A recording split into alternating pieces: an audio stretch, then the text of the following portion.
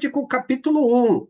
E aí o tema da aula de hoje, né, é os holocaustos, né? Vamos trabalhar a respeito dos holocaustos. Mas antes de a gente entrar em Levítico, pegando um pouco daquilo que o Enio Júnior trabalhou na semana passada, na aula introdutória, nós vimos que o livro de Êxodo, ele termina em que momento da história? Da passagem de Israel, do povo de Israel pelo deserto. Ele culmina-se, ele termina o livro de Êxodo em que momento? Na construção, né? No término da construção do quê? Justamente do tabernáculo. E aí nós vemos lá no capítulo 40, versículo 33 e 34, né? Pegando um trecho de cada um desses versículos, nós vimos assim: assim Moisés acabou a obra. Então, a glória do Senhor encheu o quê? Encheu o tabernáculo. E aí o que nós podemos perceber é que ao concluir a obra, né, a glória de Deus, ela esteve sobre o quê? Sobre o tabernáculo. Como o Enio bem colocou, né, e a gente viu isso na nossa última aula no passado de Êxodo, Moisés, né, nesse período do finalzinho ali de Êxodo, ele não pôde entrar, né? Ele não pôde entrar onde? No tabernáculo. Aí até como o Enio Júnior comentou, pera lá, mas de toda a dedicação, todo o esforço, estando na presença de Deus, 40 dias, né? E aí chega no final, ele não entra mais, ele não pode mais entrar no tabernáculo. Aí vem um ponto importante, como a gente vai já ver uma característica aqui da construção da escrita de Moisés, logo no primeiro versículo. Aí nós vamos ver que não aparece na tradução em português a palavra, a letra E, né? Com a ideia de conjunção, fazendo uma ligação, ligando o Levítico ao livro de Êxodo. Mas a gente vai já ver esse trechinho. Vamos só passar aqui, como o Enio também colocou, qual é o objetivo, né, dentro do contexto de Êxodo, com todas essas regras, com tudo aquilo que é instituído, né? A parte legal, a ideia de normatizar, estabelecer normas. Qual era o objetivo? Né? Era a maneira do povo se aproximar de quem? De Deus. Lembra lá do contexto de Gênesis, quando nós estudamos o chamado torro baborro, ou seja, o caos que tomou conta a partir do momento quando Deus ele vai criar qual era a condição do mundo, do universo? Caos, desordem. Deus vai colocar tudo em ordem. Coloca o homem no jardim, estabelece um mandamento e o homem fica lá, ele e a sua esposa, né? Depois de um determinado tempo, não sabemos precisar quanto, aí vem, né, a serpente, ela vai lá, joga, a mulher vai, considera aquilo que a serpente diz, ao invés de considerar aquilo que Deus ensina, e ao fazer aquilo que não era para fazer conforme a instrução de Deus, o que que acontece? Caos de novo sobre a humanidade. E aí nós vemos o desenrolar tudo disso no decorrer do quê? No decorrer de Gênesis. Vemos na passagem de início de Êxodo o povo de Deus ali, né? Ali a grande família de Israel, dentro do Egito, vivendo o quê? Opressão e morte. Opressão e morte. Ou seja, vivendo o caos por causa do sistema, né, do homem, a governança do homem. E aí o que acontece? Deus vai e estabelece a libertação do seu povo, conduzindo ele para uma outra realidade, visando um contexto maior. A ideia, então, qual é? Agora, entrando no contexto de Levítico, esse povo que tinha no seu coração o Egito, lembra? Quando Deus deu o maná, eles reclamavam. Quando Deus deu as cordonizes, o que o povo fazia? Reclamava. Não tinha água, o que o povo fazia? Reclamava e murmurava. Antes fosse nós tivéssemos morrido, né, no Egito do que morrer aqui no deserto. E o que eles tinham no coração? Era o quê? Era o Egito. E como tirar isso do coração, tirar esse caos, né, do coração do povo? Era justamente Deus estabelecendo o quê? As suas normas, a sua lei, para que o povo agora pudesse o quê? Ao invés de estar afastado de Deus, ele pudesse ser o quê? Aproximado. E aí nós entramos justamente no livro de Levítico. nós vamos perceber que no livro de Levítico nós temos 7 seções, ele está dividido em 7 partes. A primeira parte, olha só, a ideia que ele vai trabalhar, a ideia de santidade, ou seja, e ofertas, né, prescritas. O 2, ele vai trabalhar a ideia de santidade e o sacerdócio. 3, santidade e pureza. 4, santidade e expiação. 5, santidade e leis morais. 6, ele vai trabalhar a ideia de santidade e os sacerdotes. E o 7, para fechar, santidade, festas e os anos especiais, e aí ele finaliza com uma exortação. Por que que aqui o autor do material que a gente vai trabalhar, ele especifica muito a ideia de santidade? Qual a ideia de santidade? Né? É um processo, né, de estar separado. E aí você começa a perceber, Deus ele quer aproximar o seu povo. Então, quanto mais o seu povo está próximo dele, ele vai estar longe de quem? Longe do Egito, longe do mundo, longe daquilo que desagrada a quem? A Deus. Então, olha só, Deus ele quer trazer o seu povo, trazer essas pessoas para onde? Para junto dele. Então, um ponto que nós podemos observar nessa transição do quê? Saindo do Êxodo ao entrar onde? No livro de Levítico. Vamos passando aqui. E dentro dessa visão, a gente vai observar, nesses primeiros 7 capítulos, que nós vamos ver do 1 ao 7, não hoje, mas iniciando hoje, 5 tipos de ofertas. Nesses 7 capítulos, nós vamos ver 5 tipos de oferta. Primeiro, o holocausto, ou as chamadas ofertas queimadas, capítulo 1. Capítulo 2, a chamada oferta de manjares. Capítulo 3, as chamadas ofertas pacíficas. Capítulo 4, ofertas pelo pecado. Capítulo 5, oferta pelo pecado, dando continuidade, e a oferta pela culpa. E aí, capítulo 6, mais informações sobre os sacrifícios. E aí, capítulo 7, fechando aqui essa primeira parte, né? Mais leis referentes ao quê? Aos sacrifícios. E como foi bem observado pelo Giovanni também na aula passada, eu trouxe essa informação só para os irmãos saberem precisar em termos de tempo. Alguém pode perguntar, em que momento foi escrito? Ou em quanto tempo, né, levou a inscrição do livro de Levítico? Então, a gente não sabe precisar o tempo de escrita, mas a gente vai precisar entre a conclusão do tabernáculo e lá o livro de Números. Quer ver? Observa comigo. Lá em Êxodo, capítulo 40, versículo 17. Êxodo, capítulo 40, versículo 17, ele vai dizer o seguinte, olha lá, ele vai dizer que o templo, aliás, desculpa, o tabernáculo, ele foi estabelecido, ele foi levantado em que momento? No primeiro dia do primeiro mês do segundo ano. Então, no primeiro dia do primeiro mês do segundo ano.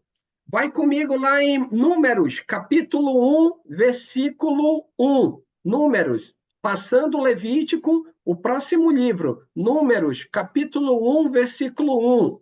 Eu vou colocar aqui na telinha só para a gente poder compreender aqui o tempo. Olha lá, Números 1. O que que diz lá? Quando Moisés vai escrever Números, ele escreve em que momento? No primeiro dia do segundo mês do segundo ano. Então, podemos perceber que Levítico ele foi escrito após a conclusão do tabernáculo e antes do livro de Levítico. Qual foi o período entre o levantar do tabernáculo e o livro, a inscrição do livro de Números se passou quanto tempo aí? De acordo com esses 2 textos, passaram-se quantos dias, mais ou menos? Qual foi o período? 1 mês. 1 mês. 1 mês. Dá para os irmãos visualizarem aí? Ficou alguma dúvida aí? Tranquilo? Então, a gente pode ver que foram passados o levantar do tabernáculo, Êxodo 40, 17, até o livro de Números, que é posterior ao livro de Levítico, foram passados um mês. Um mês. Então, do primeiro dia do primeiro mês até o primeiro dia do segundo mês. Então, a gente pode ver que ele foi escrito logo após o quê? O estabelecimento do tabernáculo. Essa informação, irmãos, ela precisa estar onde? Na nossa mente. Quando nós lermos o livro, quando estudarmos nessas próximas semanas aí, são 27 capítulos, essa informação ela precisa estar na nossa mente todo primeiro dia do primeiro dia da semana, às 20 horas. Porque o livro de Levítico ele foi escrito logo após a construção do quê? Do tabernáculo. Aí nós vamos passar a entender por que, né, de leis disso, Deus disse isso, Deus disse isso, Deus disse aquilo, e porque ele vai criar justamente, ele vai normatizar, ele vai regular práticas voltadas para onde? Para o tabernáculo. O senhor quer falar, irmão Valdivino? Eu queria tirar a foto daquele primeiro lá, por favor. Hoje não, deixa eu passar aqui. Tá. Esse aqui. Esse? Obrigado, irmão. Exponha. Vamos lá. Então, deu para compreender. Então, quando nós estudarmos, toda vez que estudarmos, precisamos entender. Precisamos ter na mente que o Levítico foi escrito logo após o quê? A construção do tabernáculo. E ele vai legislar, né? Ele vai normatizar, ele vai regular atividades voltadas para onde?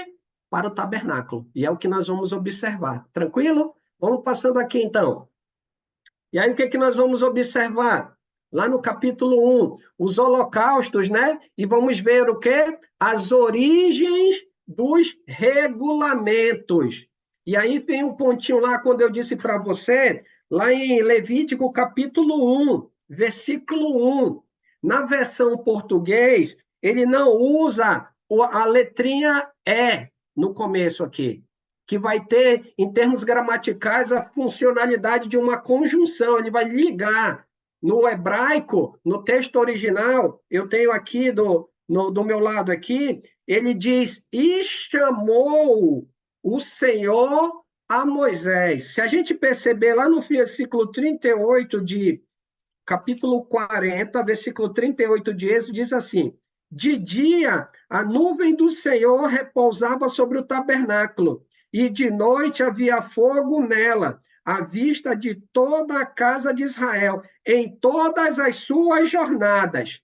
Aí ele finaliza Êxodo. Aí eu vou continuar aqui com Levítico 1:1. E chamou o Senhor a Moisés, e da tenda da congregação lhe disse. O que nós vamos observar é que Levítico ele é uma continuidade do livro de Êxodo.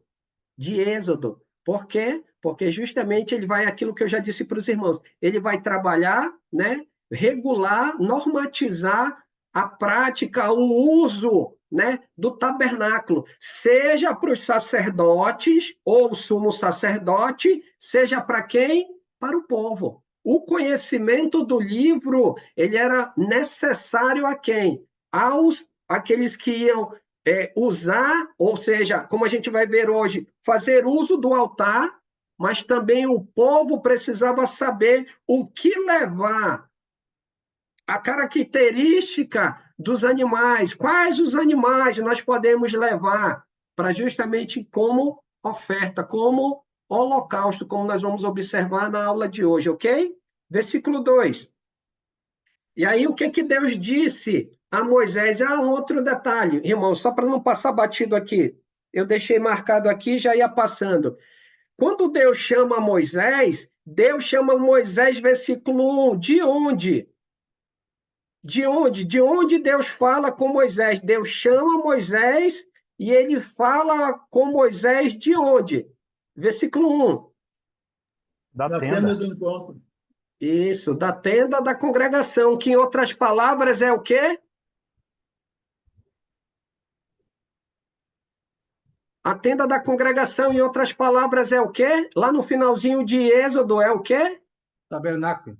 Tabernáculo, é o tabernáculo. Então, Deus, a gente viu lá que no final de Êxodo, Moisés não pôde entrar, mas agora Deus está chamando Moisés para onde? Para falar com Moisés aonde? Justamente do tabernáculo. Diga, Giovanni, quer comentar ou perguntar? É interessante quando ele termina o tabernáculo e depois inicia Números e também Levítico, Moisés dentro do tabernáculo, o que acontece para quando terminar ele não está dentro e quando começar ele está dentro?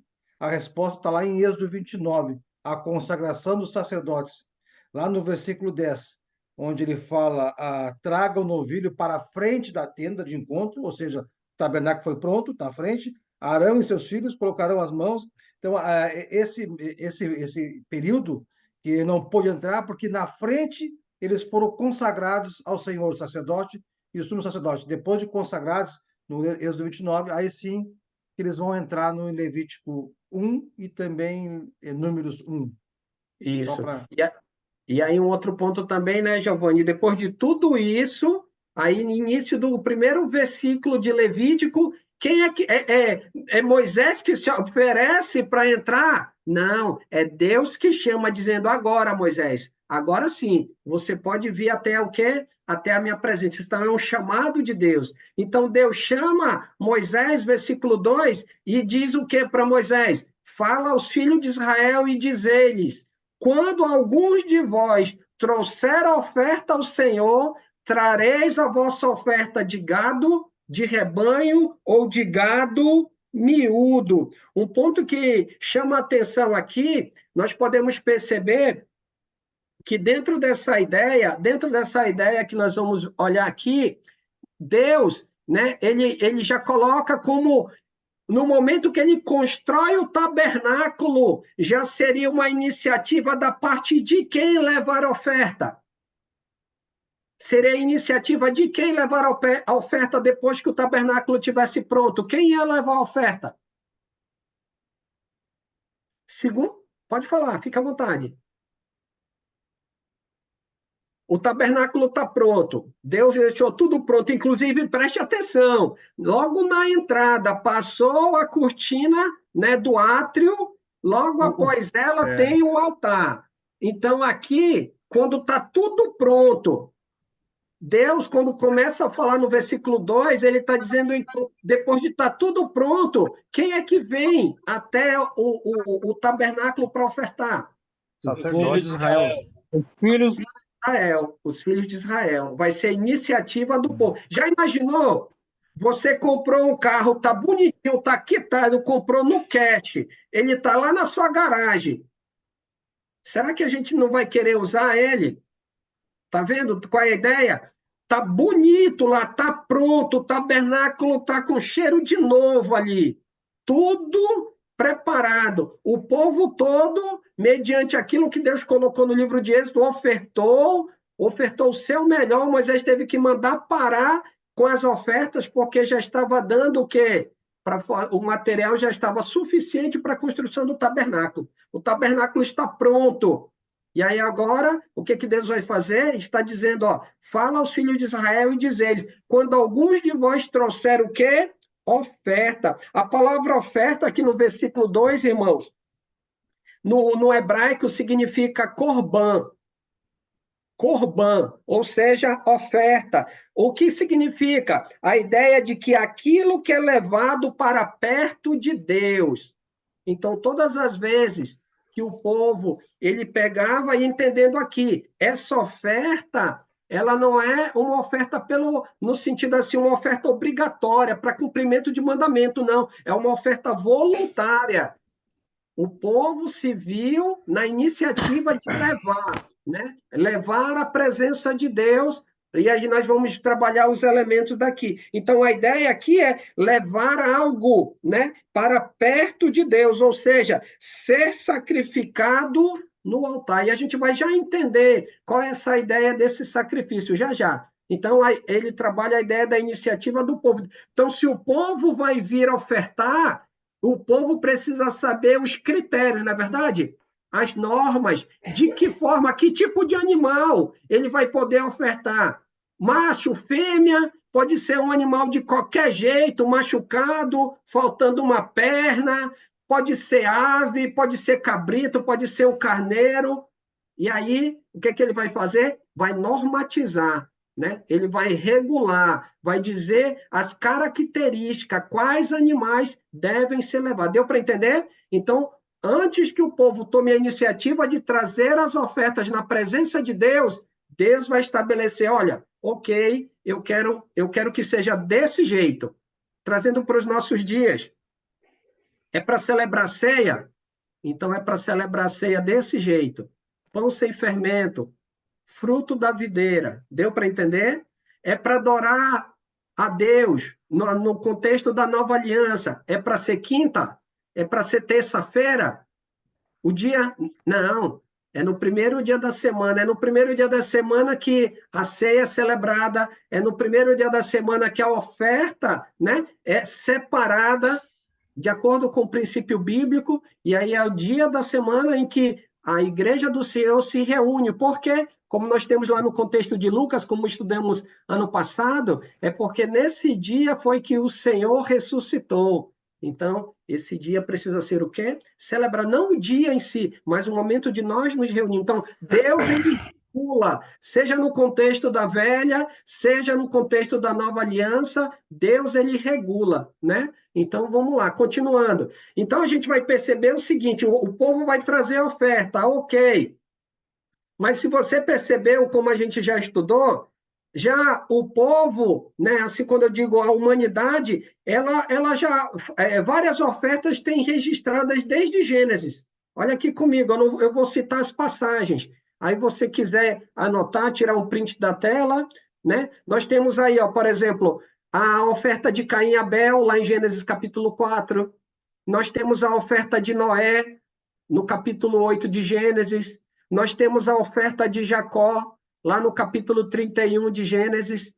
Então, nós podemos ver que já era comum, antes mesmo da lei, haverem o quê? Ofertas. Sejam elas queimadas ou não.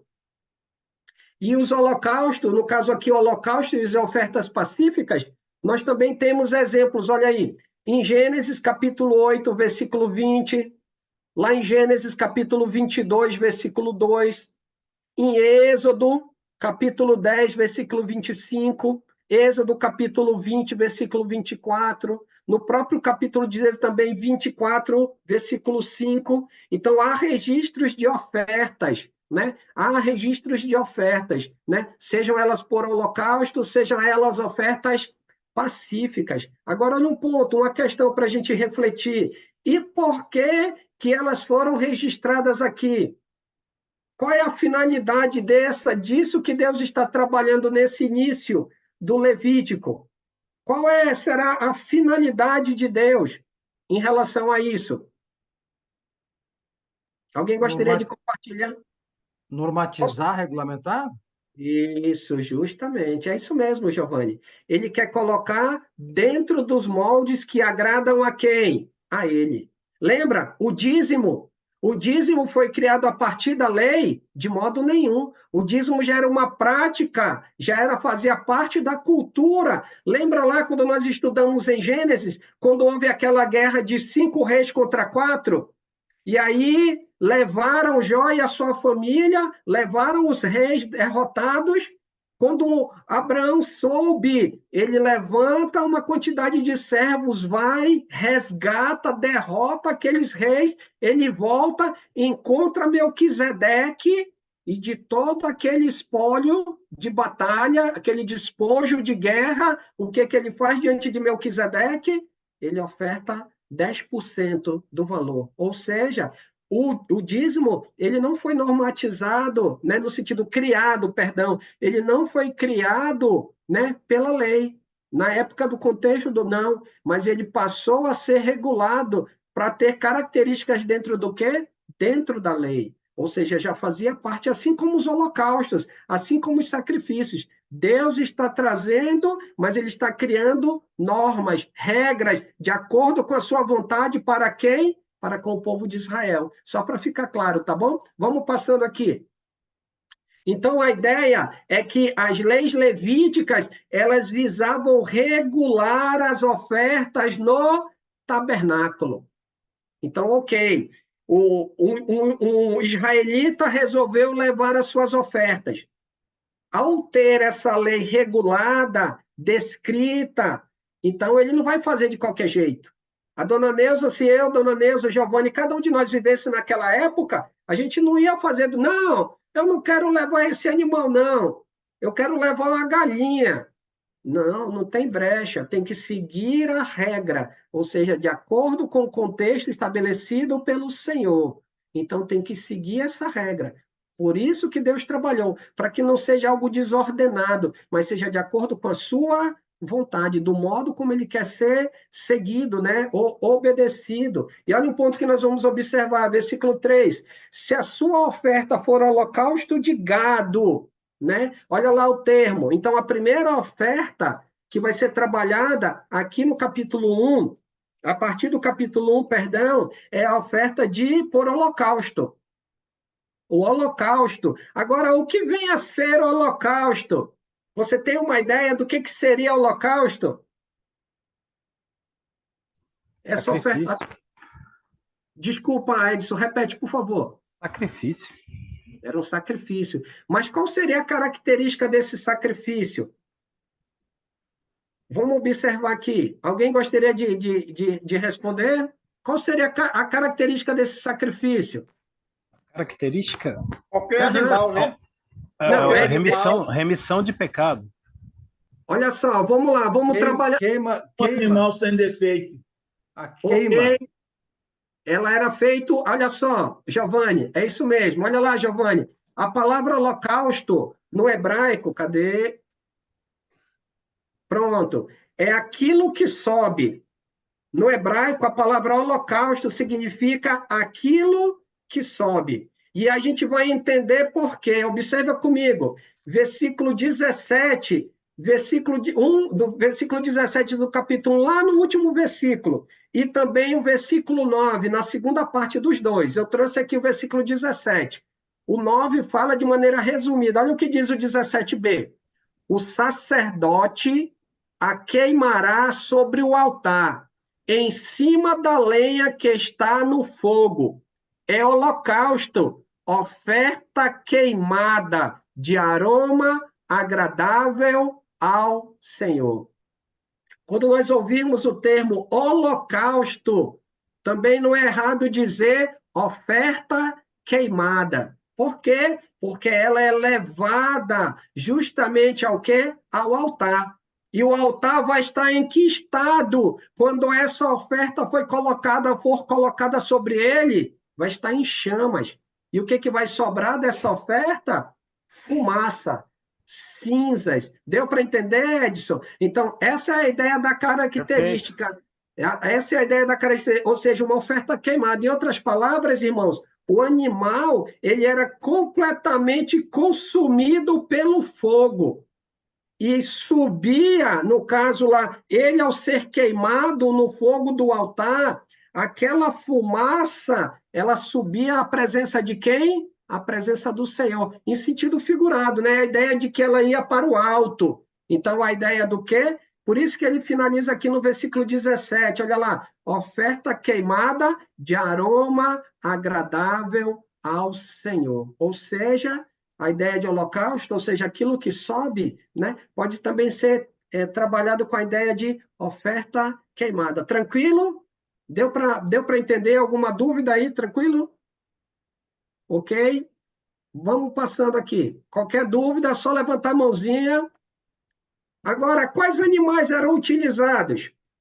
E aqui eu vou fazer um resumo do que a gente vai observar nos 17 versículos. Eu peguei nos versículos lá, e aí eu vou colocar aqui quais os animais eram utilizados. Vamos observar aqui.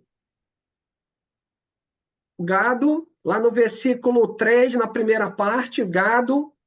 Tem um outro termo também chamado gado miúdo, lá no versículo 10. Se eu não me engano, eu li na NVI, não contém essa expressão. Só tem lá no versículo 10, cabrito e cordeiro, se eu não me engano.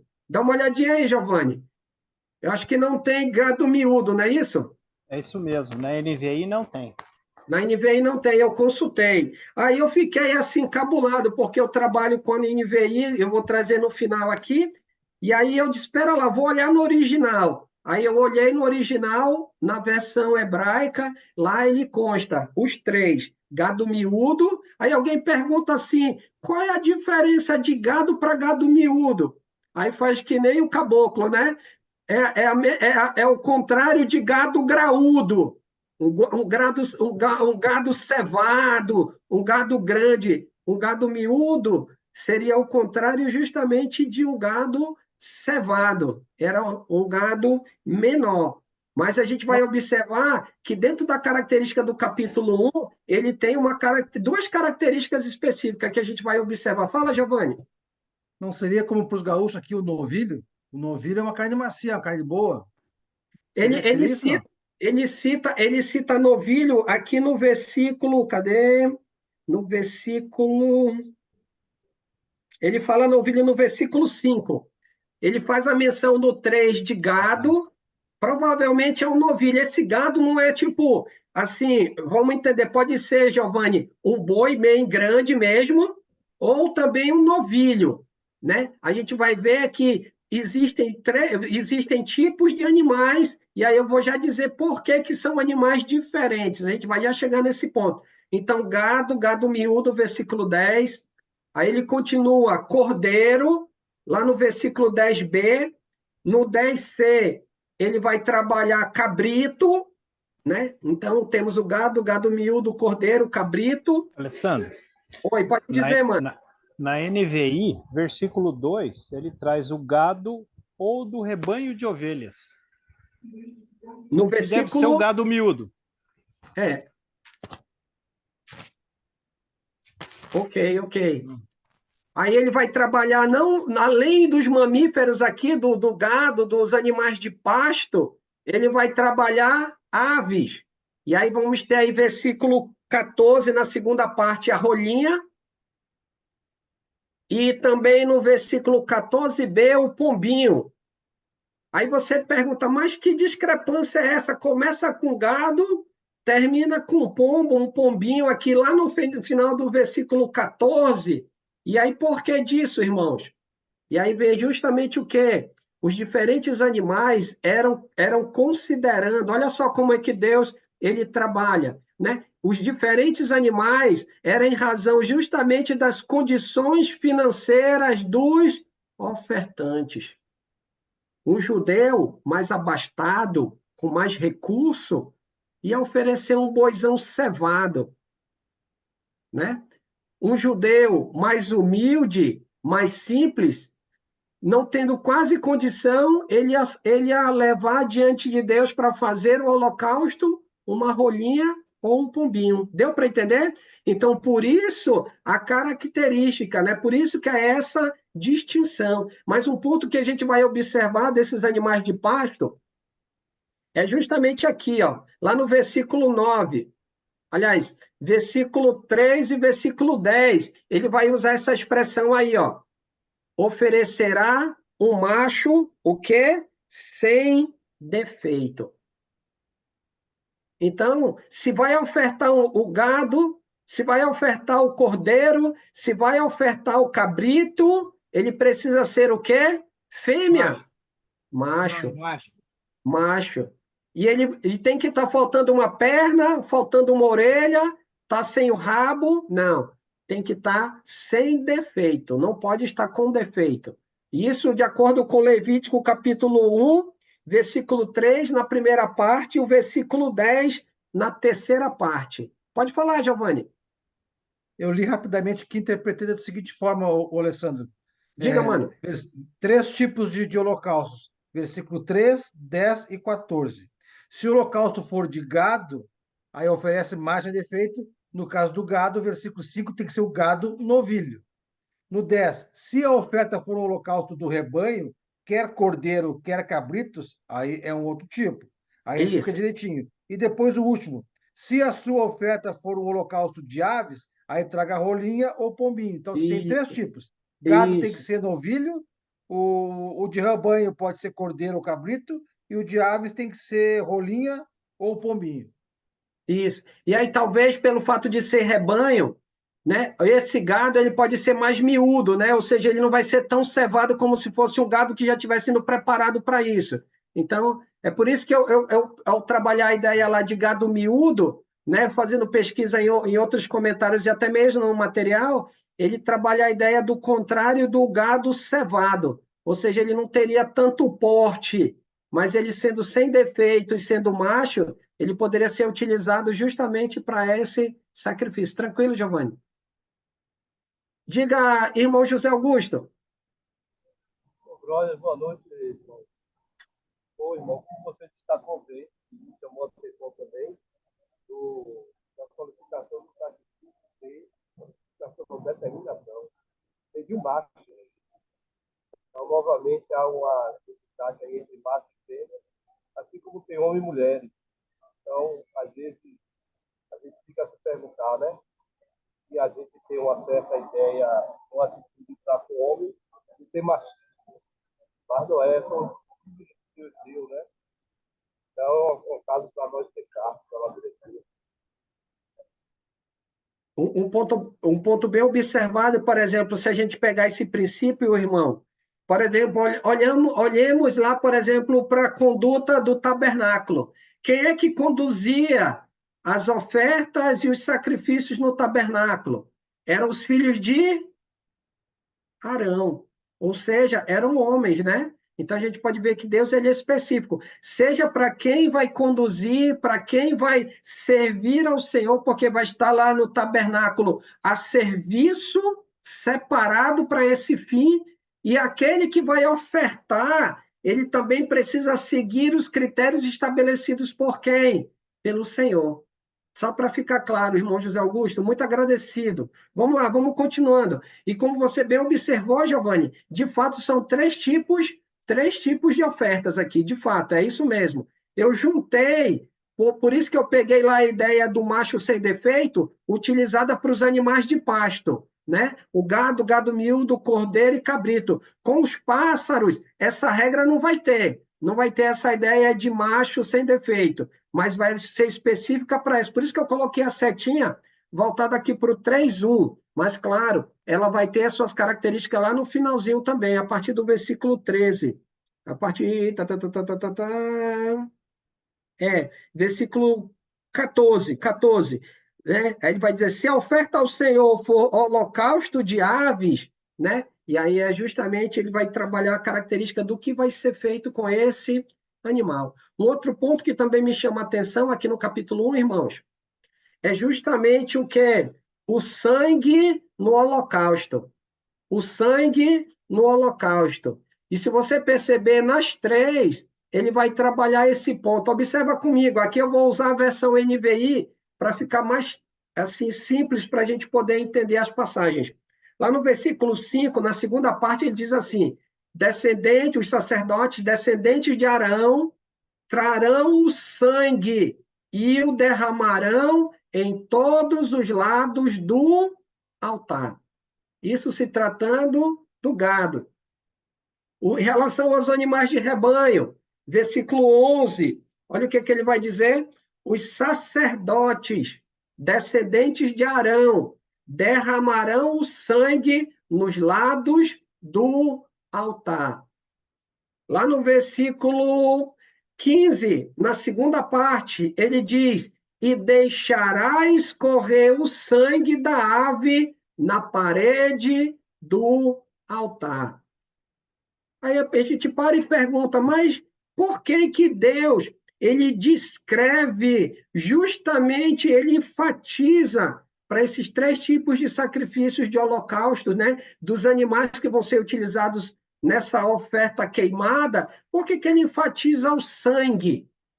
E aí um ponto que a gente vai observar, para que haja derramamento de sangue, o que que precisa acontecer com a vida daquele animal? O que que precisa acontecer com aquele animal para que possa haver essa disposição de sangue?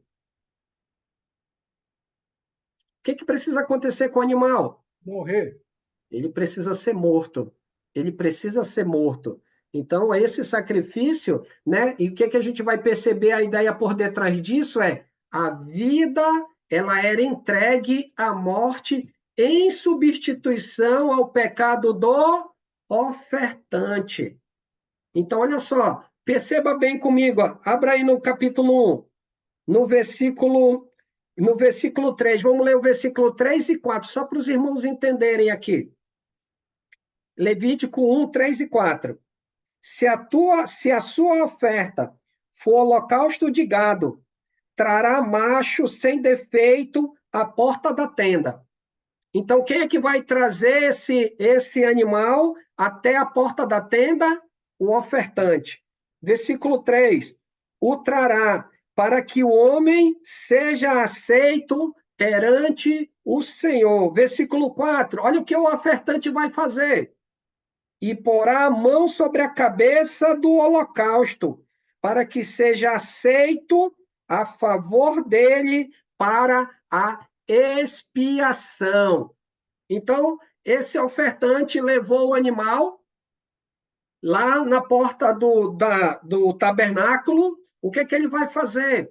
Ele vai botar a sua mão sobre a cabeça do animal. Lembrando que isso aqui é uma oferta voluntária, é uma oferta queimada ou um holocausto. E aí o texto, no versículo 4, diz que é para que haja aceitação, para que seja o quê? Expiação. Qual é a ideia de expiação? A ideia de expiação, a palavra expiação significa cobertura. Também pode ter, trabalhar a ideia de resgate, substituição. Então, ao invés de ser o sangue do ofertante derramado no altar, ele vai substituir, né? Ele, o ofertante, vai substituir, né? O que? O animal, em favor de quem? Em favor dele. Deu para entender? Por isso que o sangue, ele é derramado, como a gente viu no versículo 5, no versículo 11 e no versículo 15. O sangue é derramado aonde? No altar. E aí ele vai trabalhar a ideia de a vida era entregue à morte em substituição ao pecado do ofertante. Aquele animal, né, está sendo entregue ou ofertado voluntariamente. Por que voluntariamente, irmãos? Por iniciativa, né, daquele israelita, aquele descendente de Israel. E aí ele oferta em prol do seu pecado, em favor dele. E aí é derramado o sangue, né, é aspergido aonde? No altar. A carne do animal é queimada, tendo como finalidade o quê? O perdão. De quem? Do pecado, né? Daquela oferta entregue por quem? Por aquele ofertante. Um ponto que a gente vai trabalhar aqui, deixa eu só passar, para a gente poder entender, para a gente concluir aqui, ó, eu vou só explicar um ponto para a gente observar. Olha aqui, ó, no slide. Outros tipos de oferta também resultavam em expiação, ou seja, aquilo que subia, né, ou em aroma suave ao Senhor. No entanto, o holocausto, somente o holocausto, parecia simbolizar a dádiva, ou seja, o presente do ofertante em total dedicação a quem? Ao Senhor.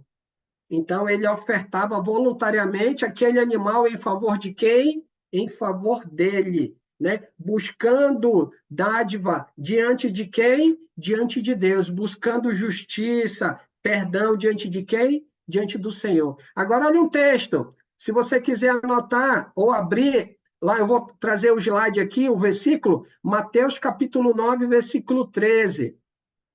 Aí a gente vai começar a entender a expressão dita por Jesus. Vou trazer esse mais outro versículo para a gente fechar. Mateus capítulo 9, versículo 13. Olha o que Jesus diz lá.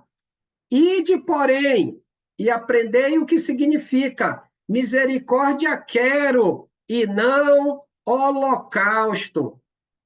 Quando um israelita, ele levava diante do altar, diante do tabernáculo, um boi, um cabrito, um cordeiro uma rolinha ou um pombinho para que esse animal tivesse seu sangue derramado e o seu corpo entregue no altar. Ele estava fazendo isso como presente na presença de Deus para obter da parte de Deus o quê? Perdão em razão do sacrifício do sangue derramado aonde? Lá no altar. Ou seja, ele buscava por mérito próprio levar à presença de Deus um sacrifício que o representava. E o que Jesus está dizendo em Mateus capítulo 9? Ele não quer holocausto. Ele quer o quê? Misericórdia. E olha o que ele diz no final do texto, para a gente abordar aqui. Pois eu vim chamar justos. Um judeu, ao entregar o seu holocausto, cumprindo aquilo que a lei estabelecia, ao entregar o animal e o sangue do animal ser entregue, ser a substituição do ofertante, ele alcançava o quê? Bem, eu estou justo. Diante da presença de Deus, eu cumpri, entreguei um holocausto voluntário, uma oferta queimada voluntária na presença de Deus. Eu estou bem na presença de Deus. Só que o que Jesus está dizendo, ele não quer justos. Ele quer pessoas que reconheçam a sua condição. E essa condição não depende de animais, mas dependa única e exclusivamente de quem? Quando ele diz misericórdia quero, dependa única de quem? Jesus. De Jesus, de Jesus. Qual é o sacrifício perfeito? Jesus. Qual é aquele que fez uma vez por todas?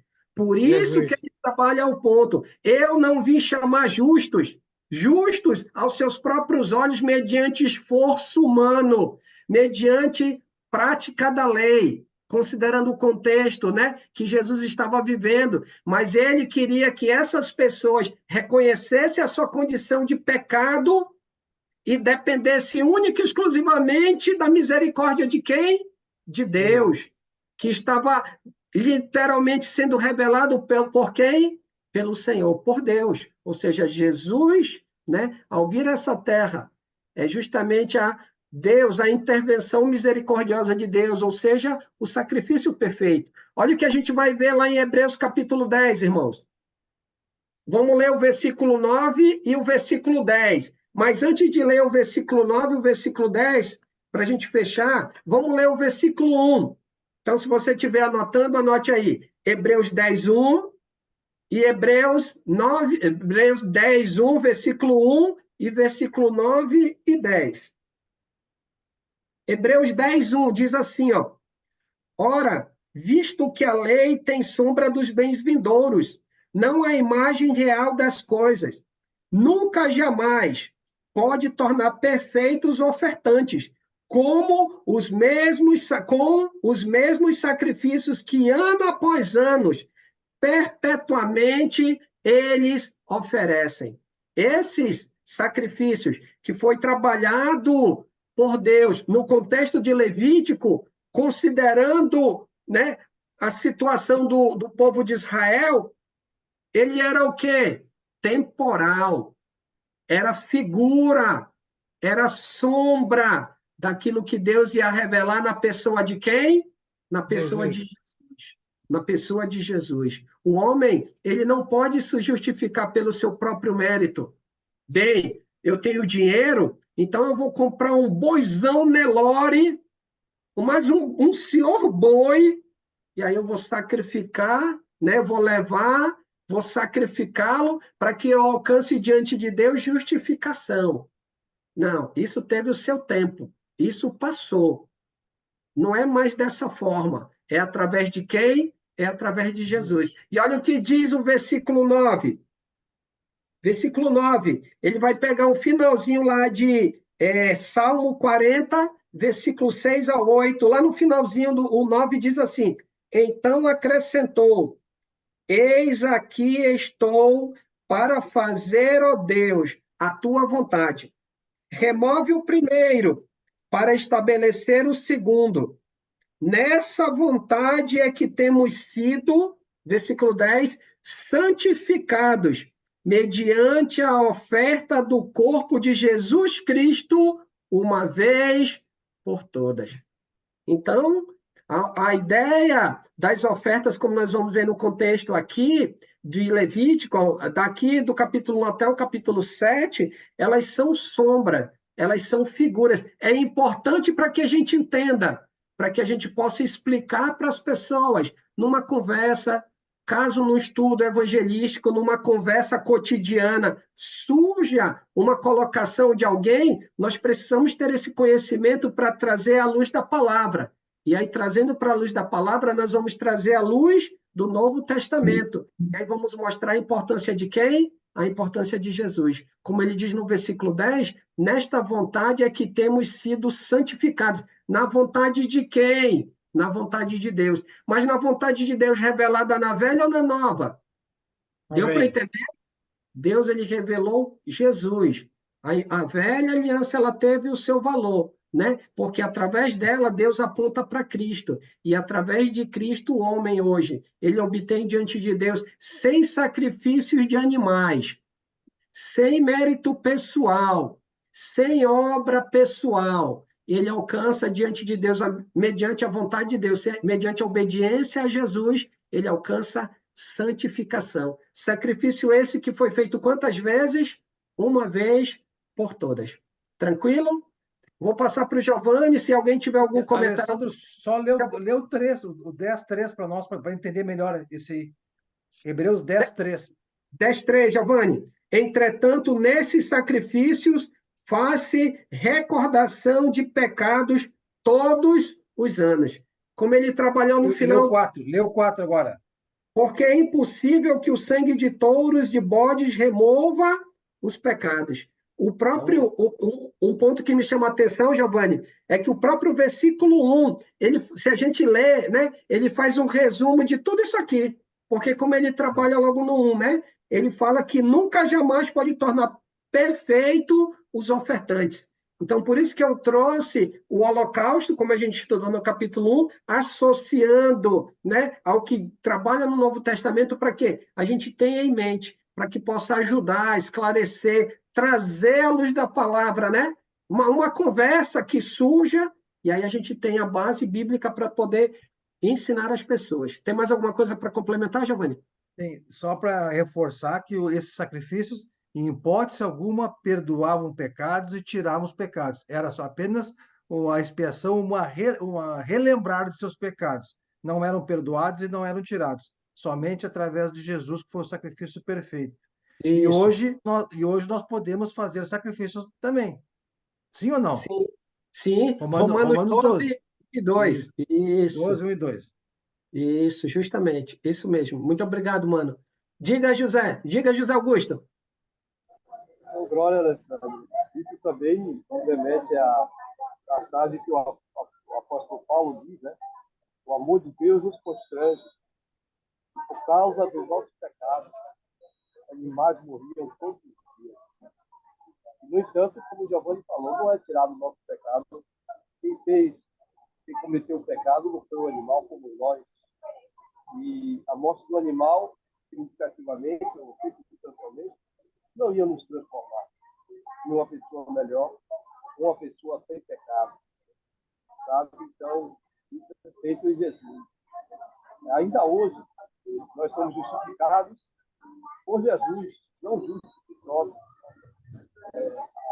Hoje, eu digo isso, hoje desenvolveu-se na consciência, na palavra de muitos, o merecimento. E quando a gente indica algo que aconteceu com alguém ou conosco, então faz essa diferença. É o que eu mereço. Foi Cristo, foi Deus. E o que aconteceu com o fulano é o que ele merece. Se fosse o merecimento da própria pessoa, sabe? Então, pode ter consciência, ainda hoje, que nós somos pecadores, não é por merecimento próprio, é pela misericórdia de Deus. Isso mesmo. Isso mesmo. Alessandro, Diga, já que os pecados da primeira lei, da velha lei, não eram perdoados, não eram tirados, alguém pode nos perguntar, tá aí, como ficam aqueles fiéis a Deus que morreram na velha lei, se os seus pecados não foram perdoados e retirados? Que embasamento nós temos para citar algum versículo? Aí está Hebreus 9:15, onde fala: por essa razão, Cristo é o mediador de uma nova aliança para que os que são chamados recebam a promessa da herança eterna, visto que ele, Cristo, morreu como resgate pelas transgressões cometidas sobre a primeira aliança. Ou seja, quando Cristo morreu, ele morreu inclusive para os pecados, todos aqueles que não foram perdoados no passado antes dele morrer.